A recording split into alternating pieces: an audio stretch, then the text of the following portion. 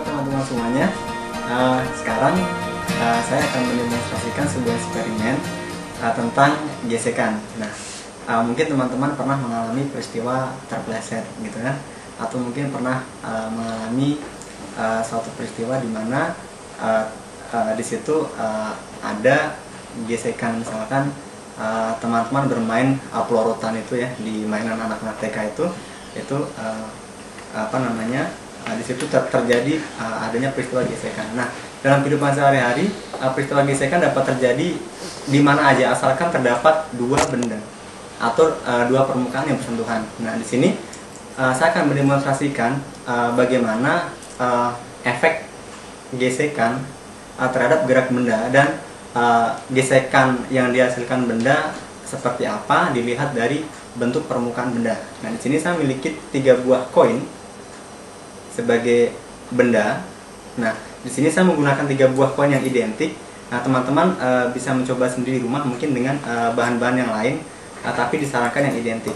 Kemudian saya memiliki 3 buah permukaan yang memiliki tingkat kekasaran yang berbeda.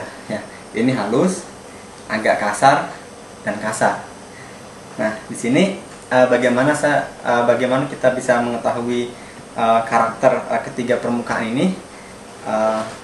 Baik, saya akan meletakkan 3 buah koin di atas permukaan yang memiliki tingkat kekasaran atau kehalusan yang berbeda-beda. Nah, sebenarnya kita bisa mencoba dengan memberikan gaya pada masing-masing benda ini dengan gaya yang sama. Cuman kalau kita memberikan gaya secara manual dengan tangan itu kan kita tidak bisa memastikan apa gaya kita sama atau enggak yang diberikan ke masing-masing koin 1, 2, dan 3. Nah, karena itu saya cukup memiringkan aja. Jadi kita lihat benda manakah yang pertama kali bergerak. Ternyata benda di sebelah kiri. Kemudian saya miringkan lagi benda kedua dan ketiga.